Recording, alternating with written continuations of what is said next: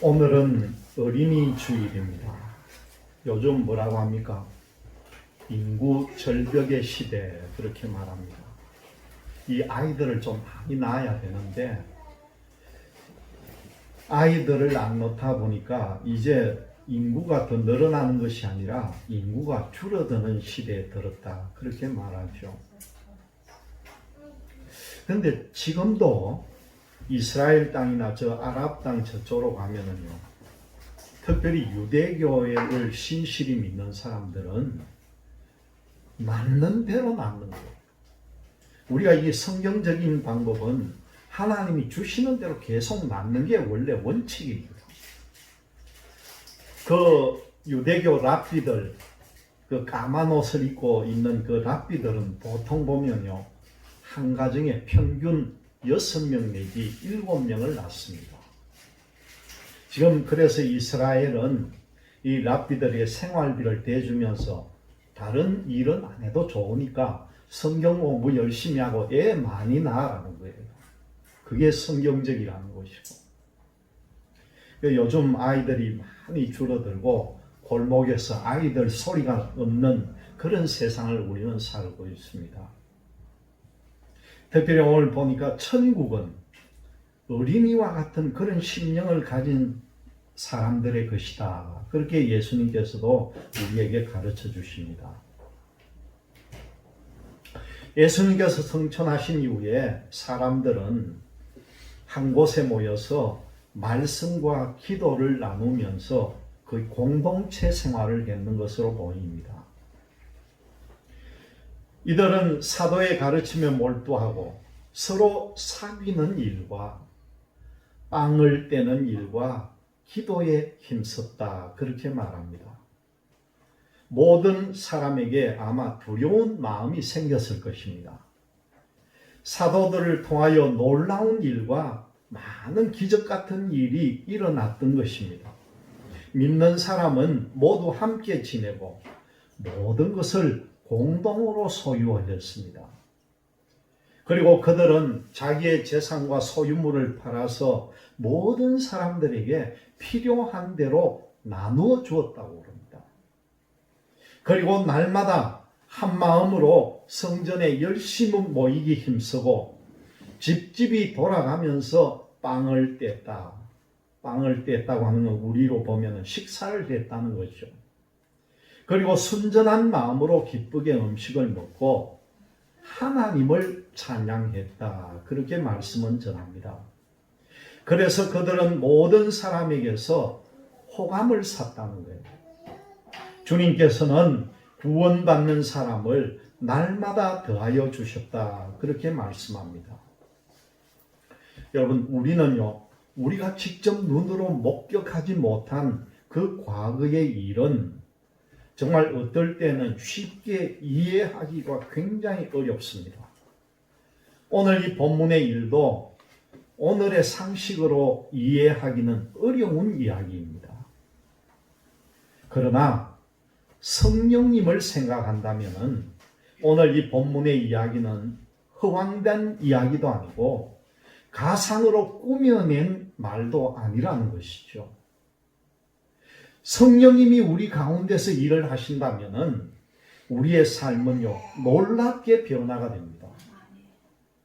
이 사도행전과 이 사도행전 앞에 있는 누가복음은 바로 이 성령님의 일하심에 대한 증거입니다. 성령으로 말미암아 슬픔이 기쁨이 되고 절망이 희망으로 변화됐다는 거죠. 자신의 소유가 어디에서 왔는지 인정하게 되고 그것을 나누는 데 대해서 꺼리낌이 없게 된다는 겁니다. 오늘 이 본문을 읽는 우리도요, 이 성도들과 같이 이 성령의 인도하심을 따라서 살 수 있는 그런 사람들이 다 되어야 될 줄로 믿습니다. 제가 군선교를 열심히 하면서 다닐 때 보면은요, 참 좋은 이야기도 듣고 또 눈으로 보는 바도 많았는데, 한 번은 어느 목사님, 군목 목사님에게서 들은 이야기입니다. 새로 부임한 사단에 군목이 돼서 방문을 했더니만은 그 사단장이 하는 이야기가 목사님 이제 우리 사단에 목회를 하게 된 걸 축하합니다. 이 사단장으로서 목사님에게 뭘 해드리면 제일 좋겠습니까? 그렇게 묻더라는 거예요. 그래서 군목이 그 사단장에게 한 이야기가 사단장님 다른 거 할 일은 없고요. 주일날 아침 되면은 제일 먼저 나와가지고 정복을 딱 차려입고 우리 교회 안내하는 것 맡아주시면은 제일 고맙겠습니다. 그렇게 얘기했다는 거예요. 여러분 한번 생각해 보세요. 군부대에서 주일날 아침에 예배를 드리는데 사단장이 정복을 탁 입고 별을 2개 붙인 사람이 문 앞에 딱 서가지고 주고 나눠주고 오는 장병들 어서 오라고 안내를 하니까 그 사단이 부엉이 됐겠습니까? 안 됐겠습니까? 군부대가 목회가 놀랍게 변화가 되는 거예요. 이 사단장이 바로 제 친구예요. 별 3개를 달고 군복을 편을 했는데 그 군복 입고 있던 상태에 제대하기 전에 많은 교회를 다니면서 간증한 사람입니다. 이 사단장이 있을 때 그 사단에는요 매 주일마다 세례식이 열리고 그냥 큰 역사가 일어난 거예요. 여기는 육군이지만은 제가 또 해군부대 방문했을 때에 바로 이 부산에 있는 해군작전사령부에 그 부대를 관장하는 사령이 있습니다. 군부대 사령. 계급이 대령이었는데 보니까 주일날이고 수요일날이고 특별히 해군부대는 수요일날 예배를 많이 엽니다. 부대에 들어오는 장병들이 거의 배를 타고 나가기 때문에 주일을 맞춰서 예배를 못 드리는 거예요. 그런데 수요일 되면은 군부대로 항구로 들어오는 배에서 내린 병사들이 예배에 참여를 하는 거예요. 그런데 가만 보면은 대령 계급을 단 그 해군 장교가 직접 앞에서 안내를 하고 그 사병들을 맞이하는 겁니다. 그래서 이분을 눈여겨봤더니 얼마나 신실한 믿음을 가진 분인지 그 본부 사령이 그렇게 열심히 교회에 참여하니까 장병들이 전부 따라오잖아요. 그러니까 그분이 앞장서야 있을 때는 부대 예배 때마다 사람이 꽉꽉 차는 거예요. 그런데 대령을 달고 있다가 그 해에 장군 진급을 해야 되는데 이 사람이 해군 사관학교를 나왔는데도 첫 번째 장군 심사에 떨어져 버렸어요. 참 저도 얼마나 마음이 아팠던지 정말 제가 이분을 위해서 얼마나 기도했는지 모릅니다. 1년을 거의 기도를 했습니다. 제가 드나들 때마다 기도를 해주고 제가 새벽 시간대마다 어떻게 하든지 이 손 대령 꼭 장군이 되게 해달라고 기도를 했는데 2번째 해에요. 장군 진급을 한 거예요. 그래서 별 하나를 달고 그때 이제 본부 사령을 그만두고 육군 합참본부 참모로 올라가더라고요. 나 이분이 꼭 해군 참모총장까지 했으면 얼마나 좋았겠느냐 했는데 해군 소장까지 마치고 전역을 했습니다. 지금도 참 보고 싶은 분인데 이 손차수 대령, 나중에 손차수 소장이었는데 왜 제가 이 말씀을 드리느냐 하면은 성령이 충만한 지도자가 있는 데는요 하나님의 역사가 안 이루어질 수가 없습니다. 그래서 제가 제일 안타깝게 생각하는 게 뭐냐고 하면은 우리나라의 대통령 믿음 좋다고 한 분들이 김영삼 대통령과 이명박 대통령이 장로 출신 대통령이었는데 지금도 후회스러운 게 나중에 불교 믿는 대통령이 나오면 불교 목탁을 치면서 하면 될 거 아니에요. 그러면은 예수 믿는 대통령이 됐으면은 미국에서 하듯이 취임 선서할 때 성경책 딱 놓고 그 위에 손 올리고 하나님 앞에 나 맹세합니다 하고 왜 종교의 정체성을 못 밝혀요? 해야 되지. 그리고 가만 보니까 청와대 다른 그 출석하던 교회 목사님들이 들어가서 예배를 드리고 하는 그 모습을 봤는데, 공식적으로 예배하는 모습을 전 국민들에게도 보여주는 그 모습이 있었다면요, 그 이후에 우리나라에 이 기독교가 이렇게 위축될 수가 있었겠느냐는 거예요. 지금도 미국은 대통령 선서하면 성경 위에 딱 손 올리잖아요. 우리도 대통령이 취임할 때 대통령이 성경 위에 손 딱 올리고, 자신이 출석하던 교회 목사님이 축도를 해주고, 이런 모습을 보이면 얼마나 좋겠냐는 겁니다. 앞으로 정치가 어떻게 될지 몰라도 우리나라에도 믿는 대통령이 또 나온다면 정말 하나님의 사람으로, 성령 충만한 사람으로 이런 모습을 꼭 보여주기를 제가 계속 기도를 할 것입니다.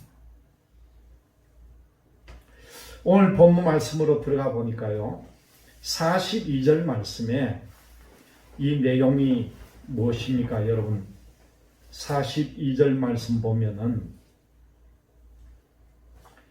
서로 믿는 사람들이 그들이 사도의 가르침을 받아 서로 교제하고 떡을 떼며 오로지 기도하기를 힘썼다, 그런 말씀이 나옵니다. 서로 교제하고 떡을 떼며 기도하는 것이 사도들의 가르침을 받아서 이후에 결과로 된 일이라고 생각할 수 있지만은 그것이 유일한 해석은 아니라는 겁니다. 가르침을 받는데 힘을 쓰고 떡을 떼는데 힘을 썼으며 기도하기를 힘썼다는 이야기예요. 오늘 여기에 교제하며라는 말씀이 나옵니다. 여기에 사용된 단어는 코이노니아라고 하죠. 단순하게 침묵을 도모하는 것이 아니라는 거죠. 예수님과의 교제로 말미암아 복음 안에서 영적인 교류를 하는 것인 동시에 삶을 서로 나누는 것을 의미합니다. 그리고 또 떡을 떼며라고 하는데, 이것이 단순히 한 식탁에 모여서 식사만 나누는 것이 아니라는 거예요. 주님을 매개로 한 성도들의 친교라는 겁니다. 이 식사로 말미암아 가르치시고 고난당하셨으며 죽었다가 부활하신 주님을 거듭거듭 기억하게 된다는 사실입니다. 그리고 또 47절의 말씀을 보니까 칭송을 받으며 이렇게 나옵니다. 믿지 않는 사람들을 포함한 온 백성에게 이들이 칭송을 들었다는 거죠. 교회가 모든 사람의 신뢰를 얻는 것이고 인정을 받는 것입니다. 자신들과 다른 사람이라고 손가락질 당하고 핍박을 당하던 사람들이 이제는 모범이 되었고 도리어 받드는 대상이 되었다는 거죠. 우리가 알아야 할 것은요, 성령님은 보고 즐기는 신비의 현상이 아니라는 사실입니다. 영지주의가 말하는 것처럼 영적이고 신비적이며 초월적인 어떤 현상을 의미하지 않는다는 거죠. 우리의 삶을 구체적으로 변화시키는 능력이라는 겁니다. 성령님은 세상의 질서를 새롭게 하십니다. 이 예수님은 사역의 시작을 주의 은혜의 해를 기대하게 하셨다는 것이죠. 나사렛 회당에서 말씀을 듣는 이들 가운데에 하나님의 희년이 이미 이루어졌다고 하셨습니다. 그때는 가난한 자에게 복음이 전해지는 해이고 포로된 자에게는 자유가, 눈먼 자에게는 복의 함이 전파됩니다. 이 예수님의 선포는 십자가로 말미암아 희미해지는 것이 보였을지도 모릅니다. 그러나 지금 성령님으로 말미암아 처음 교회에 생생하게 실현이 되고 있다는 사실입니다. 그리고 이 성령님의 능력은요, 부활의 승리의 확인이라는 사실입니다. 성령님의 능력은 예수님의 부활에 대한 확신에서 비롯됩니다. 성령님의 놀라운 능력을 힘입지 못한다는 것은 부활에 대한 믿음이 결여되었음을 의미합니다. 여러분, 그 엠마오로 가던 두 제자도 이 성령님의 능력으로 그 마음이 뜨거워진 이후에 어떻게 했습니까? 그 두려워서 떠났던 예루살렘을 다시 되돌아오는 역사를 만들어내잖아요. 예루살렘에서 엠마오라는 게 그렇게 먼 길이 아니더라고요. 보니까 겨우 한 25리 길, 가는데 한 10km. 그러니까 이 사람들이 한 10km를 걸어서 엠마오로 갔다가 그 도중에서 가슴이 뜨거워지고 성령 체험을 하고는 곧바로 엠마오에 머물지 않고 그 길로 돌아서서 다시 예루살렘 성으로 돌아오는 역사가 이루어졌습니다. 여러분, 이 사도행전 2장은요, 이 여기에서 이뤄진 성령 체험은요, 오순절에 일어났다는 사실입니다. 원래 오순절은 여러분, 소제물로 하나님께 드리는 동시에 이 오순절은 가난한 사람을 위해서 미처 다 배지 않은 나달을 배고픈 사람들이 주워갈 수 있도록 여유를 둘 것을 명한 날이 바로 이 오순절 날이에요. 레위기 23장 22절의 말씀입니다. 너희 땅에 곡물을 벨 때에 반 모퉁이까지 다 베지 말며 떨어진 것을 줍지 말고 그것을 가난한 자와 거류민을 위하여 남겨두라. 나는 너희의 여호와임이라. 그런 말씀이 나옵니다. 이게 뭡니까? 내 밭이 있는데, 밀밭이 있는데 밀밭에 한 90%는 내가 수확을 한다고 거뒀더라도 거기에 한 10% 정도는 밀이 붙은 채로 그냥 놔두라는 거예요. 그러면은 배고프고 못 사는 사람들이 남아있는 그 밀을 수확을 해서 굶주린 배를 채울 거라는 거죠. 그리고 벼를 베다가 나달이 이삭이 떨어지거든.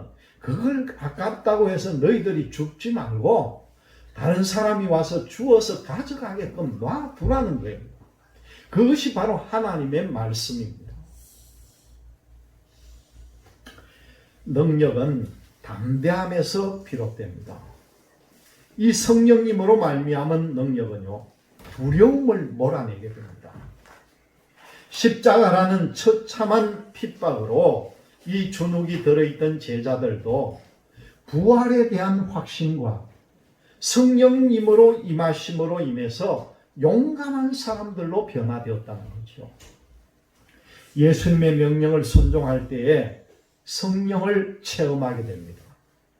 예수님은 사도행전의 시작에서 제자들을 불러 모았습니다. 그리고 이들에게 분부하여 이르시되 뭐라고 합니까? 예루살렘을 떠나지 말아라. 그렇게 하십니다. 그리고는 이들에게 들은 바 아버지께서 약속하신 것을 너희들이 기다리라는 거예요. 제자들은 이 명령대로 예루살렘에 머물렀고 기다렸습니다. 그렇게 성령님을 약속대로 이 제자들은 체험을 했다는 거죠. 구원은 조건의 충족만을 의미하지 않습니다. 물질적인 충족만으로 다 설명할 수도 없습니다. 만족을 넘어서 참된 기쁨을 맛보게 한다는 거죠. 그래서 이들은 떡을 떼며 기쁨과 순전한 마음으로 음식을 먹을 수 있었습니다. 이런 모습들을 보고 많은 유대인들이 이 성도들을 칭송을 했다는 거예요. 우리가 복음에 충실하면은요, 바로 그것이 전도가 됩니다. 날마다 마음을 같이 해야 한다는 거죠. 성제는 모이기를 힘써야 한다는 겁니다. 그리고 함께 떡을 나눠야 된다는 거죠. 기쁨과 순전한 마음으로 식사를 해야 된다는 겁니다. 그럴 때에 구원받는 사람들을 날마다 더하게 해주신다고 오늘 성경은 우리에게 가르쳐 줍니다. 여러분, 우리가 우리의 몫을 주장하는 것은 당연한 일입니다. 그런데 그렇게 당연한 일이 거부되고 있다는 것이죠. 초대교회 성도들은 자신의 것을 주장하지 않았습니다. 그게 어떻게 가능했겠습니까? 사도행전 본문은 다 함께 있어 통용했다 그렇게 말합니다. 복음을 접해서 새로운 신자가 된 사람들이 각자 따로 있지 않고 새로 믿은 사람들도 그 자리에 다 같이 있었다는 거예요. 거기에 비결이 있다는 겁니다. 성도들은요, 함께 있었고 물건마다 필요에 따라서 서로 나누어 줬다는 겁니다. 모든 물건을 서로 통용을 했다는 거죠. 서로 나누는 것은 더 이상 소진이 되는 것이 아니라는 사실입니다. 이렇게 나누는 것은 그 물건값 이상의 가치가 있습니다. 이 내용을 잘 알고 있는 삭개오도 이것을 깨닫고 자신의 소유를 과감하게 나누어 주었다는 거죠. 결국 성령님의 능력이 이것을 가능하게 했습니다. 복음을 통해서 성령님의 인도하심을 따라 살기로 결심하면 이전에 내 것이라고 생각했던 모든 것들이 은혜로 말미암은 것이 된다는 겁니다. 은혜의 선물이고 이 모든 것들은 거저 받은 것이라고 여러분 생각하셔야 됩니다.